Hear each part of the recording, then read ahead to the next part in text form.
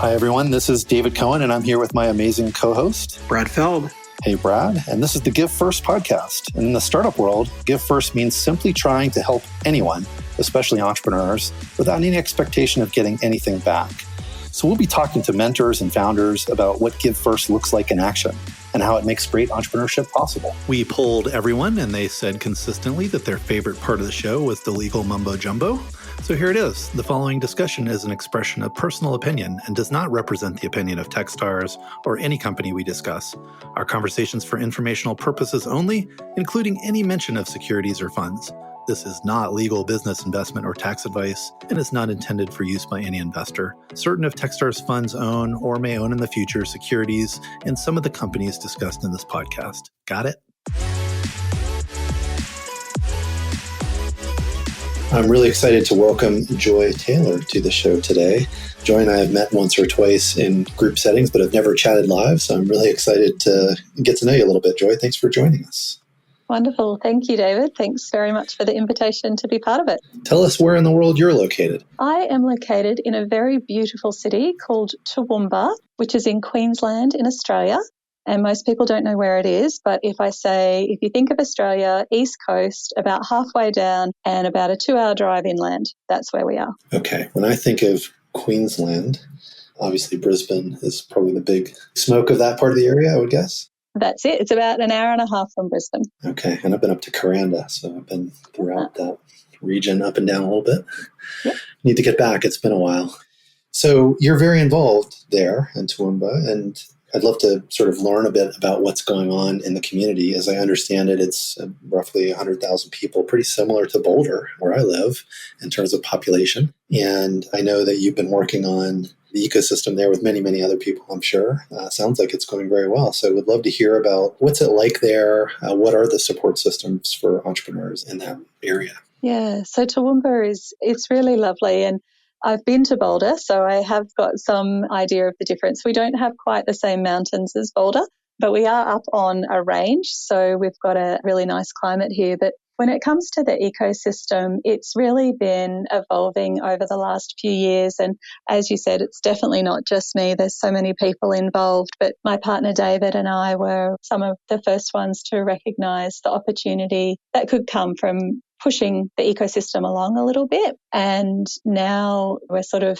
6 years into the journey that we've taken, and there's a lot of different things happening that are supporting all different types of people in our community and really looking at what's needed. There's a whole different range of things because of the type of landscape that we have. So we're on the edge of an agricultural area.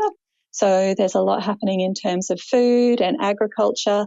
There's also a fair bit of mining happening in this area, so coal and gas. And we want to make sure that whatever someone's wanting to do, whether they want to start something big in tech or not in tech or whatever, that there's someone around that can help them and that they can easily access those people. And we've been really fortunate that the local community, business community in particular, have really stepped forward when they're prompted to be part of that and part of helping each other, which has been really lovely to see that evolve.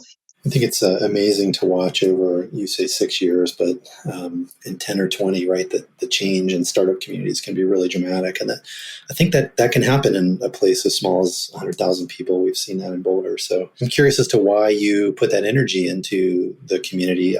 Is someone paying you lots and lots of money to do that, or is that just a joy and a passion for you? Definitely no lots and lots of money. Definitely passions. My partner, David, he moved to the region about 10 years ago and discovered that there wasn't a lot of support there, and he was looking for that because he was starting a new online business and it just wasn't there. And we thought, well, there's so much happening in the world. This is the forefront of a lot of digital technologies. I'm always curious about new things and new tech myself. And we thought it should be here. We're not a tiny town. We're a small city. There should be something here. And we didn't want to sit around and wait for someone else to do it. If it hadn't happened, someone needed to step forward. And we decided to do that in a couple of different ways. And I think it was fortunate for me that David was fairly new to the city. And when he wanted to meet somebody or get an introduction, he could come to me, and I've lived here pretty much all my life. So I knew a lot of people and what they did, whether I went to school with them or maybe worked with them. And I was able to make some introductions there for him to go out and start having these conversations, which was great. But it evolved from there. And David read the sort of Bible of starting, like the Startup Communities book, and learn, some of the things to do in order to be able to start to build the community around entrepreneurship and startups. And so we started to implement some of those things, and then it became apparent that co-working space would be helpful to have as a place for people to meet and for some of these activities to happen on a regular basis. And from there, I became more involved once that was on the horizon. So I'm a career banker. I had over 20 years as a banker, and a lot of different roles within my time in that, but business development and coaching and training was part of my career history in the banking system. Fortunately, in Australia, you're, I guess, lucky if you can stay in a career for a long time that they then give you money to not work for them, which is really nice. So I was able to take a year of paid leave and set up a co-working space and then start running a lot more activities and events without that needing to generate income for us. And part of that came from David's experience of starting his own business and not having that support network around him. But the other part came from the fact that in my role, I was an agribusiness banker in the end, and we'd been through drought here for more than 10 years. And a lot of my clients were really struggling, and they needed to learn how to diversify their income streams, how to better connect with their end user customer so they weren't losing quite so much perhaps through the traditional process of selling their produce. There was a whole lot of scope there of what I knew and what we'd learned through David's business that we could help people in understanding what they could do, and obviously around the connection piece again. But in my role in the bank, that wasn't what I was paid to do. I wasn't paid to help somebody improve their digital literacy at the time. The banking system's changed a bit since then, but that wasn't part of my job. And I really wanted to do that. So when the opportunity came up to take that year of leave, to open a co-working space, to start running these programs and events and start to bring more people in who had different skills, there was so much I needed to learn myself, but bring people together that had different skills that could share them, inspire other people, encourage them. That was something I couldn't say no to. So I was really fortunate to be able to have that time. Of course, there's a lot that goes into it, a lot of heart and soul and blood and sweat and tears and money. So we had to get good at finding money to be able to do things. But I was really fortunate for at least that first year I didn't need to get paid. And then since then, for another couple of years, I didn't get paid, but I do now. So that's nice. So, you went a little crazy with it, Joy, because when I look at sort of all the things you have going on, so many of them are in this sort of vein of just giving first to the community. And I think it's a great example of how things can change quickly, but I kind of want to run through some of them and hear a little bit about the things that you're involved in. And I know there's other people involved and it's not just you, but I'll ask you to just sort of maybe talk a little bit about some of these things. We first, I think, ran into you, we Techstars broadly, because you were facilitating startup weekends, I believe. I don't know how many of those you've run there, but more than a few, right? Yeah, more than a few. And you've focused them largely on women. You've tried to have sort of events that really attract women to them. So talk a little bit about why that focus and how Startup Weekend has really contributed there. So we actually ran our first startup weekend back in November 2014 here, and it was the very first time there'd been a startup weekend in our city. Since then, we've run about 10 here, so we try and do 2 a year most years. Then as part of that, I did become a facilitator. So I saw, like, I was helping at the first event, just helping out, and then stepped up to be probably more of an organizer for the next couple, and then thought, this is cool. I really like this. I'd love to do that more. I'd love to help other communities who want a startup weekend in their city, and I can facilitate, and they can organize and curate the event, and I can come along and help them. So I, did the training and had a practice, and then from there I've been facilitating them, and I'm really lucky, I guess, that I've been able to facilitate as a global facilitator. So I've done half a dozen or so international startup weekends, which has been an awesome experience for me, and I learn a lot through those. Some of those have been for women. So not all of them. We've run a variety of different themed startup weekends here, and some of the ones I've facilitated elsewhere have been themed as well, maybe on tourism or something like that. But over the last couple of years, we really have stepped up the focus on female founders and women attending startup weekends. I still always preface that I think a good women's startup weekend has great men at it as well. So that's something that I'm always keen to make sure that it's not actually just women only, but it's focused on women. And we do that through a variety of other programs as well. But with the startup weekends, it's been really awesome to see, I think because of the level of camaraderie that comes through those events on a more global level as well. And we were fortunate after running our first Startup Weekend Women here to take the team that won that event over to Bali for the Asia Pacific Startup Weekend Women event, and seeing them meet people from China and from Vietnam and New Zealand and everywhere was really just an eye-opening experience for them and something that they'll never forget. That level of inclusivity in more of that global level has been wonderful. And since then, I've facilitated Startup Weekend Women in Vienna and also in Albania, in Tirana. And that, again, just expands my network, but also makes me learn how similar, but also how different it is for women in different places. It's incredible. I mean, for those that don't know, they're listening, Startup Weekend has its own incredible community of people that sort of contribute around the world, 7,000 people that help organize and facilitate and run these events. And I think they're about 1,000 a year. So it's really mind-boggling how many of them happen and how impactful they are. It's people like you, Joy, that make them work. So thanks for doing it. They're so much fun. They're so worthwhile.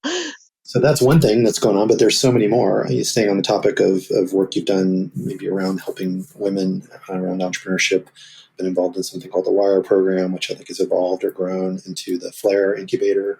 Would love to hear a little bit about that activity. For sure. When we started the co-working space, I actually started a thing called Mumpreneur Mondays, and it was a morning tea that we put on just to encourage women who wanted to start their own business or were running their own business to come together and share, what they were doing. And you would have a speaker each week and they'd bring their kids along and we'd have morning tea, and it was really lovely. And it made me realize at that point how women, even in my own community who look like me and sound like me in general, have such different backgrounds and different experiences and different levels of confidence.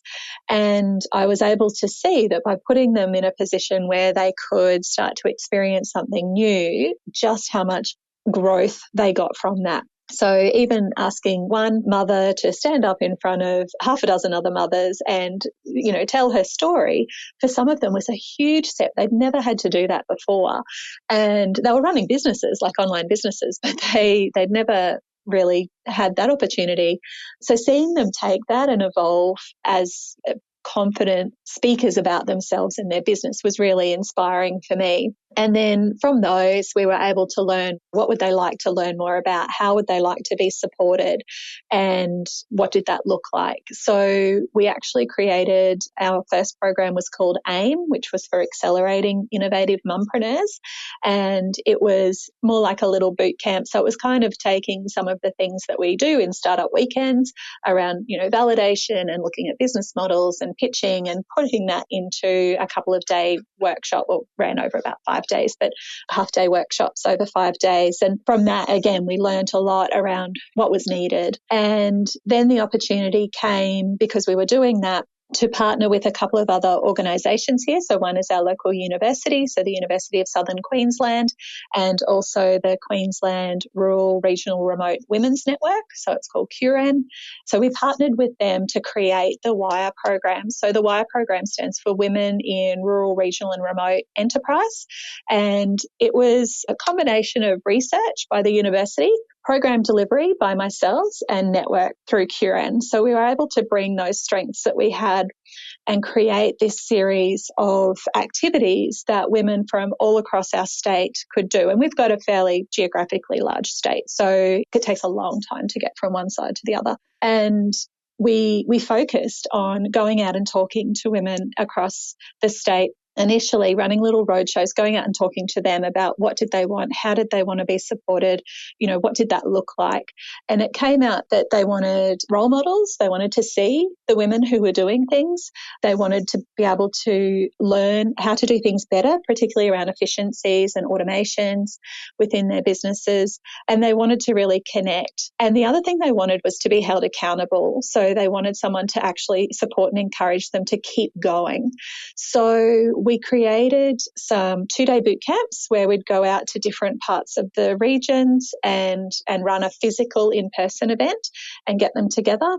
And that was led by that community. So we would find a leader in that community who was passionate about helping their own community. They would curate the actual couple of days in terms of getting people together and finding a venue and all of that sort of stuff. And then we would come and support. But what we really focused on doing there when I was facilitating those was ensuring that any of the mentors that we brought in, wherever possible, were actually from that local community. So even when I walked away from physically being there, that there was the start of that community support ecosystem being created. So we were really conscious to do that. So we've run about maybe a dozen or 10 or something like that. More than a few, yeah. More than a few. Even though we could run them in different parts of the state, there were still all these women who maybe couldn't come together for 2 whole days, or it was expensive, they were a long way away. So on the accountability side, we created these things called hubs, and they were an online program where people would sign up for 12 weeks. And every week we'd dial in and we'd have a group of 20 or 25 women, and then we'd break them into smaller groups of 4 to 6, and there'd be someone responsible in that group for keeping them to time. But they'd get to talk more in that smaller group, and we'd workshop something as a bigger group, and then they'd break out and talk about it. But that accountability and that support network was just amazing how much value they got from that. So that was really awesome. And they're still running. I'm not doing the WIRE program anymore, but it's still running.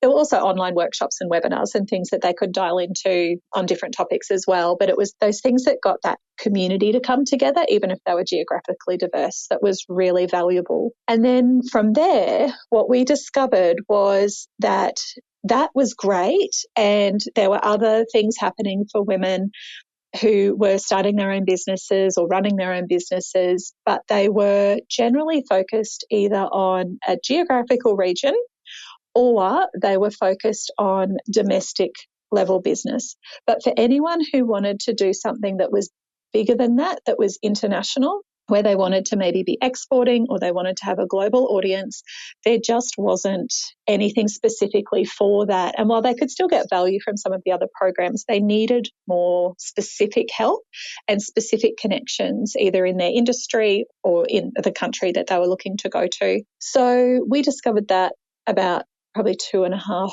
to 3 years ago.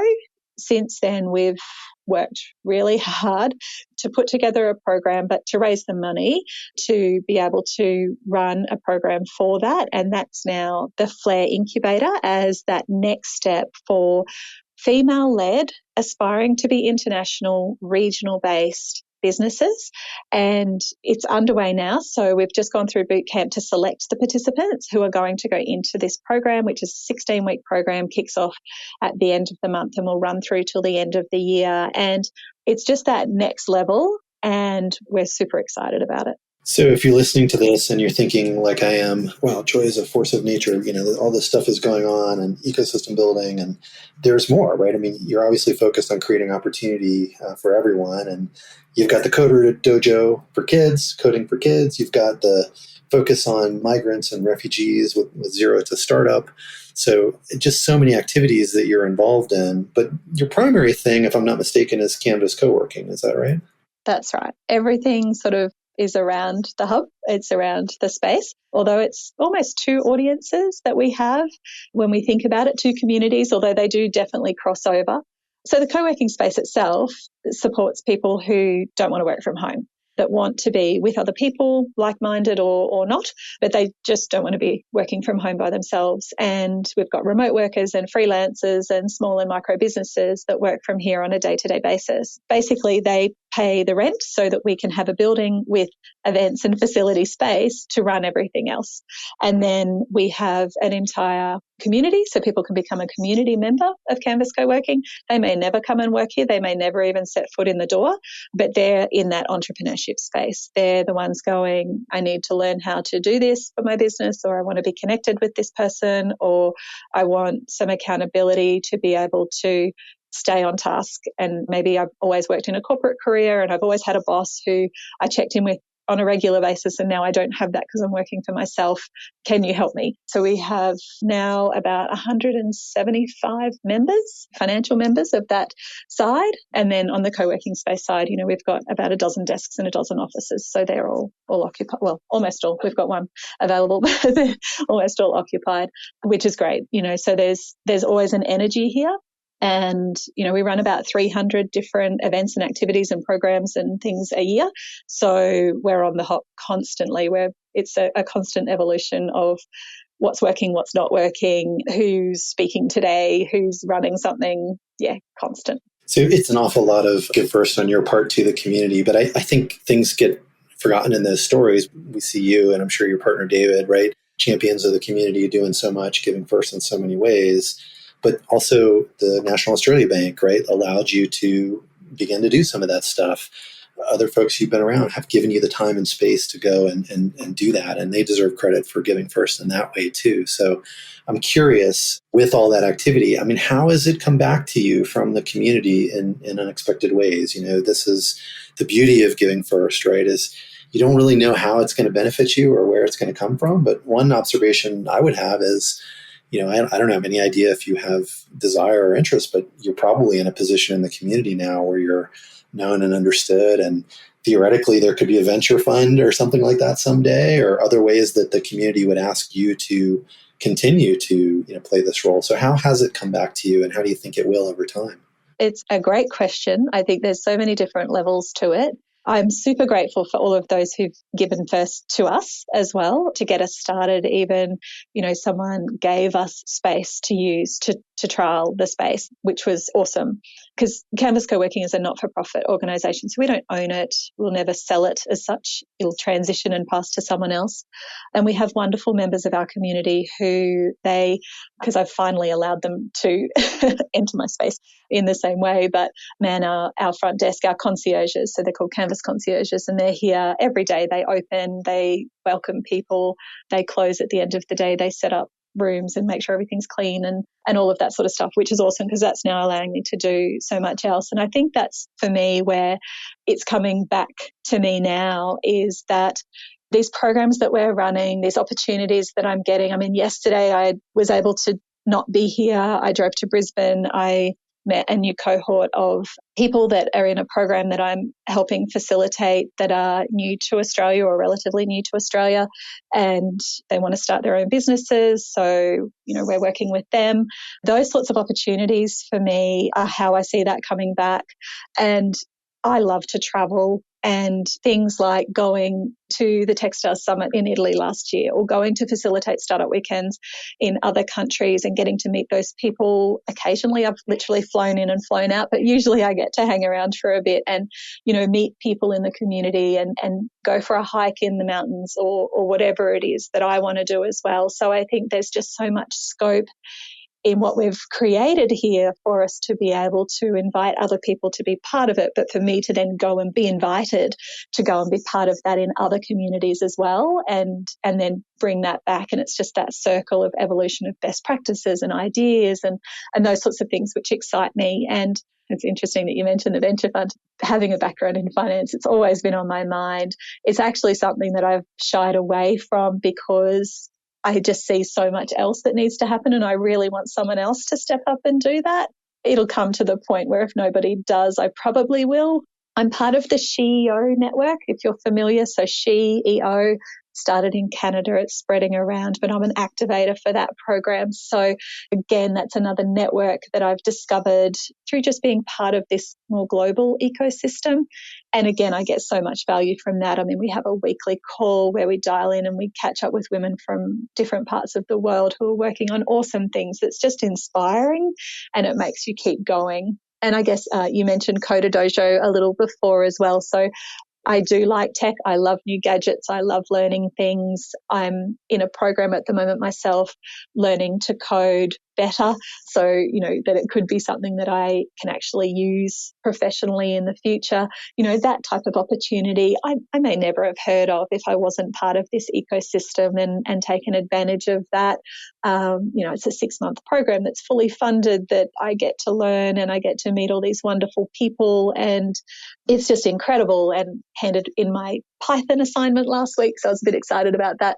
But with Coder Dojo, it's a free program. The kids can come along. We've got all different types of kids. Some can't read yet. Some English is like their 5th language, and they've been here for 5 minutes in the country, but they still come along and they get involved and they meet other kids.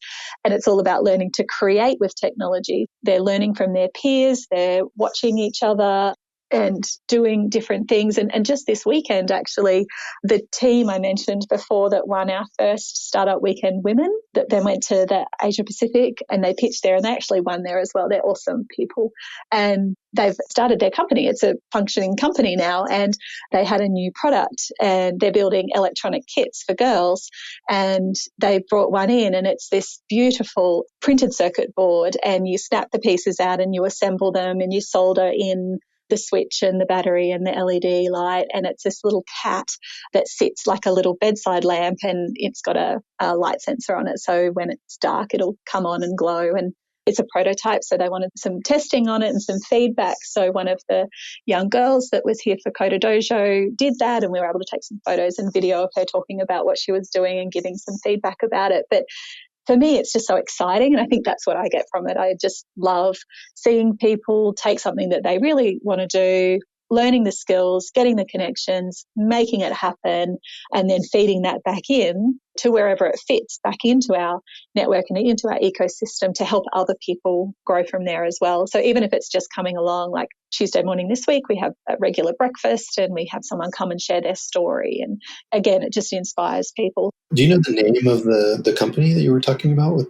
the girls that sort of won? Yeah, they're called Elkei Education. So ELKEI Education.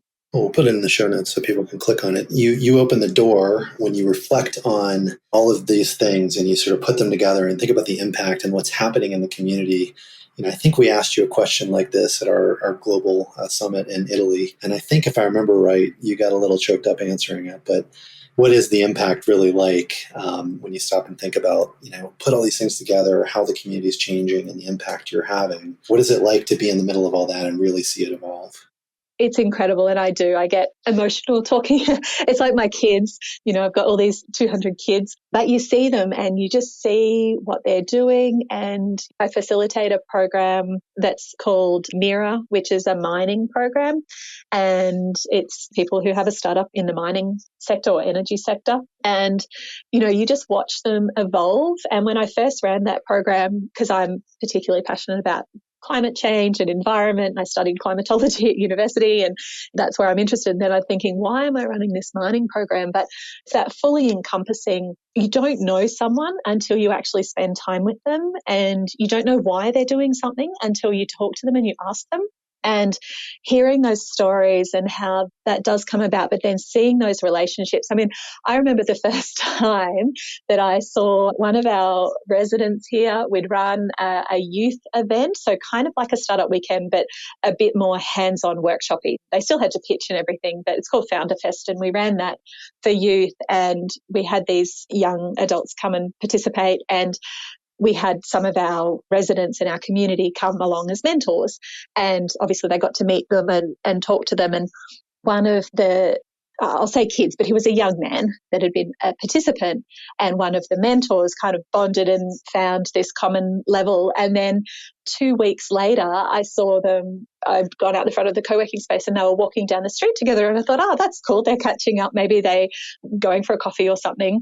And then I realized that he'd actually employed him. He'd got a job. It was an app development startup that was working here, and this young fellow was obviously interested, and now he was working for them. So it's those types of things, and they happen all the time. Like they're always happening. And one of the teams that's in our FLAIR program hasn't been announced to the public yet. But anyway, one of the teams that's come into the FLAIR Incubator that went through the bootcamp last week and is successful, those two ladies met at one of our events where we had another lady as a guest speaker, and they were both interested in what she was doing. So they come along, they met at that event, they went out for a coffee afterward, they've now formed a company, they've created their product, they've done all the hard work in making it what they want it to be, and it's going well domestically, and now they're looking to take it international. And that's been within a couple of years.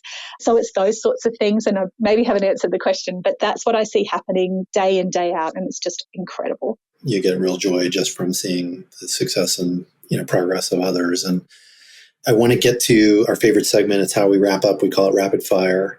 I'm going to ask you a quick question, looking for, maybe 15 seconds, quick answers. We'll hit a bunch of them. Then you can say pass, but just sort of for fun. Where's a place in the world that you think everybody should visit eventually? Toowoomba, Australia. Okay, I knew you were going to say that. It's on my list for sure. How about a startup that you've run across, either locally there or anywhere in the world that you think is going to change things that people should really pay attention to? You can promote anybody. Yep. World's biggest garage sale. Awesome. World's biggest garage sale. We'll link it. Yep. Awesome. Yep. A nonprofit that you think people should check out that's doing really interesting work. Here locally, Protea Place. And what do they do? They're a women's centre. And then how about a book you've read that you think entrepreneurs would all benefit from? Oh, so many. But I've just finished reading The Moment of Lift by Melinda Gates. That was really inspiring. Okay, and this is the big one. How many people do you think will figure out how to message or email you and encourage you to start a venture fund? One. No, probably a few more than that. I'm going to go 4. I'm just going to go 4. A joy. It has been a joy. You are awesome. I called your force of nature earlier. I'm even more convinced of that. Thank you for everything you're doing to build the startup community there. I know that has impacts across Australia and the world with the other work you're doing around Startup Weekend and more. So really enjoyed talking to you. Thanks for being on the show, and thanks for everything you do. Wonderful. Thanks so much for having me. It's great to chat. Thanks a lot for listening to the show today. We'd love to hear your feedback, ideas, or who you'd like to hear next on Give First. And please leave a rating and review, ideally a good one. And reach out anytime to podcasts@techstars.com, or on Twitter, I'm @David Cohen. See you next time. Don't forget, give first.